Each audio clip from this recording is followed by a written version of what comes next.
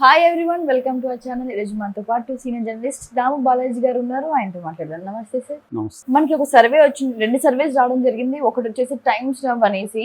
So ఏంటి sir దాని గురించి మీ మాటల్లో? మామూలుగా మనం దాదాపు వారానికి 2 సర్వేలు చెప్పుకుంటున్నాం. ఎందుకంటే అన్ని సర్వేలు వస్తున్నాయి. ప్రీపోల్ సర్వేలు అనేవి చాలాసార్లు చెప్పాను నేను. అక్యురసీ మీద ఎప్పటికీ డౌట్లే ఉంటాయి. ప్రీపోల్ సర్వేలోనే లిమిటేషన్స్ చాలా ఉంటాయి. ఎందుకంటే వాళ్ళ శాంపులే చాలా తక్కువ ఉంటుంది. ఆ శాంపుల్ని పట్టుకొని వాళ్ళు ఏదో చెప్తుంటారు. సో కాబట్టి అది అక్యురేట్ అని చెప్పలేము. జనరల్గా ఒక మూడ్ ఎలా ఉంది అనేది తెలియడానికి అది కొంత పనికి వస్తుంది. కానీ ఈ మధ్య ఏమైందంటే రాజకీయ నాయకులు అందరూ కూడా, ముఖ్యంగా పొలిటికల్ పార్టీస్ ఏం చేస్తున్నాయంటే, కొంతమందికి సర్వే చేసే సంస్థలకు డబ్బు కానీ లేకపోతే వేరే రకమైన ఫేవర్స్ కానీ ఇచ్చేసి దానికి బదులుగా తమకు అనుకూలంగా సర్వేలు చేయించుకోవడం అనేది కామన్ అయిపోయింది. అందువల్ల ఎవరికి అనుకూలమైన సర్వే మన సంస్థ పేరు చూసి చెప్పేయచ్చు. ఇండియా టీవీ అనగానే ఇది ప్రో తెలుగుదేశం అని చెప్పేయచ్చు. ఆ సర్వే మనం లోపలికి వెళ్ళాల్సిన అవసరం లే. టైమ్స్ నవ్ అనగానే ఇది వైసీపీ సర్వే అని చెప్పేయచ్చు. అలాగా కొన్ని సంస్థల పేరు వచ్చేసాయి అన్నమాట ఆల్రెడీ. ఆ సంస్థ పేరు సర్వే వచ్చిందనగానే నేనైతే చెప్పేస్తా ఇది ఎవరికి చెప్తుందని. పేరు చెప్తే చాలు నాకు, ఎందుకంటే నేను అనేక సర్వేలు చెప్పాను కాబట్టి. సో అది అలవాటైపోయింది. సో ఇప్పుడు మనం చెప్పుకునే సర్వే కూడా అంతే. నిన్న కూడా మనం ఇండియా టీవీ సర్వే చెప్పుకున్నాము. అట్లాగే పీపుల్స్ పల్స్ అని ఇంకొక సర్వే చెప్పి, ఈ 2 సర్వేలు కూడా తెలుగుదేశం స్వీప్ చేస్తాయని చెప్పాయి. ఇప్పుడు చెప్పుకునే టైమ్స్ నవ్ కానీ సౌత్ ఫస్ట్ అని ఇంకొక సర్వే, ఈ 2 సర్వేలు కూడా వైసీపీ అధికారంలోకి వస్తుందని క్లియర్గా ఈ 2 సర్వేలు చెప్తున్నాయి. సో ఈ సర్వేలు చెప్పుకోవడం ఏంటంటే, ప్రజల్ని ఇన్ఫ్లుయెన్స్ చేయడానికి ఈ సర్వేలు వస్తున్నాయి. ప్రజల మూడ్ మామూలుగానే మన మైండ్ సెట్ ఎట్లా ఉంటుందంటే, గెలిచేవాడికే వేద్దాం అనిపిస్తుంది, ఓడిపోయేవాడికి ఎందుకని. అందుకని వీళ్ళు గెలుస్తారంటే సైకలాజికల్గా ఓటర్ల మైండ్ సెట్ని ఇన్ఫ్లుయెన్స్ చేయడానికి ఈ సర్వేలు పనికొస్తాయి. సో అందుకని కూడా ఈ సర్వేలు ఇన్ని వస్తున్నాయన్నమాట రోజు రోజుకి. కొన్ని సర్వేలు అయితే ఎవ్రీ మంత్ చేస్తుంది. టైమ్స్ నవ్ కూడా ఎవ్రీ మంత్ చేస్తూ ఉంటుంది. కొన్ని సర్వేలు వీక్లీ వన్స్ కూడా పెట్టేస్తున్నారు ఈ మధ్య. అంటే వాళ్ళు చేసి దాన్ని అప్పుడప్పుడు అటు ఇటుగా ప్రకటిస్తున్నారా ఏంది తెలియదు. ఇంకొంతమంది ఎన్ఆర్ఐలు కూడా సర్వేలు దిగారు రంగంలోకి. దిగి వాళ్ళు కూడా తమకు నచ్చిన పార్టీ వైపు సర్వే ఉండేట్టుగా చేస్తున్నారు. ఈ సర్వేలన్నీ కూడా 2 రకాలుగా ఉంటాయి. ఒకటి నిజాయితీతో సర్వే చేసి ఆ పార్టీకి ఇస్తారు. అంటే యాజ్ ఇట్ ఈజ్గా ఏం జరిగింది, ఎలా ఉంది అనేది పార్టీకి అయితే తెలియాలి కదా. పార్టీకి కూడా భ్రమలు కల్పిస్తే కష్టం కదా. వాళ్ళకి నిజాయితీగా ఉంటే ఎక్కడ లోపాలు ఉన్నాయి, ఇంకా 40 డేస్ టైం ఉంది కాబట్టి ఎక్కడ మనం బలహీనంగా ఉన్నాము, ఏ స్ట్రాటజీలని అనుసరించాలి, ఇవన్నిటికీ నిజాయితీ కూడిన సర్వేలు పనికొస్తాయి.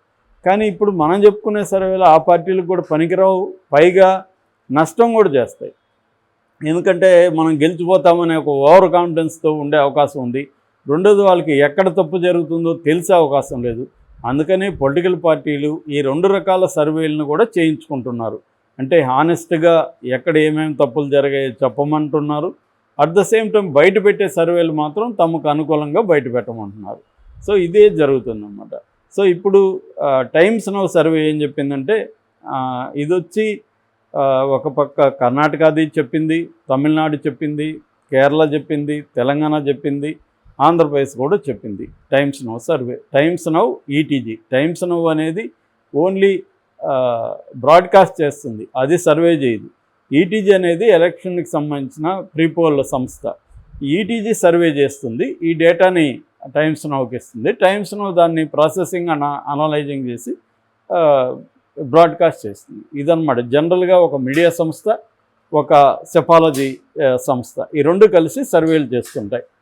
సో అలాగా తీసుకున్నప్పుడు ఈ సర్వే తెలుగు రాష్ట్రానికి సంబంధించిన ఆంధ్రప్రదేశ్లో వైసీపీకి ఇదొచ్చి బేసిక్గా నేషనల్ వైడ్ చేసిన లోక్సభ ఎన్నికలకు సంబంధించిన సర్వే, అసెంబ్లీకి సంబంధించిన సర్వే కాదు. సో తెలుగులో ఆంధ్రప్రదేశ్లో వైసీపీకి 21 నుంచి 22 వస్తాయని లోక్సభ సీట్లు, కూటమికి 3 నుంచి 4 వస్తాయని. నిన్ననే చెప్పాను, ఇంత స్వీప్ ఉంటే మనకి డౌట్ వస్తుంది. నిన్న కూడా ఇండియా టీవీ కూడా ఇలాగా చెప్పింది. అంటే ఏదైనా స్వీప్ ఉందనుకుంటే మాత్రం ఆ సర్వేని డౌట్ పరచాలి. ఎందుకంటే ఆంధ్రప్రదేశ్లో ఎవరిని అడిగినా కూడా కరెక్ట్గా చెప్పలేకపోతున్నారు.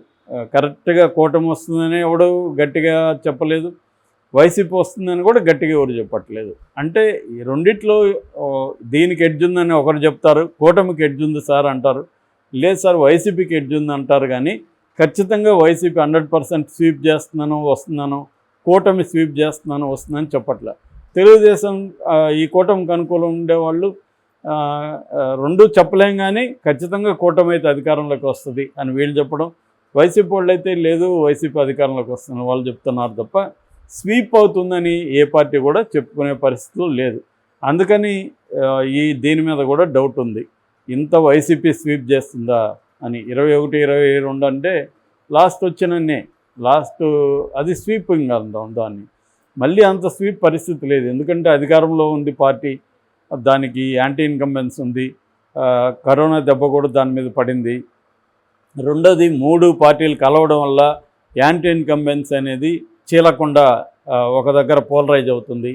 సో అర్బన్ ఓటర్లో కొంత వ్యతిరేకత ఉంది.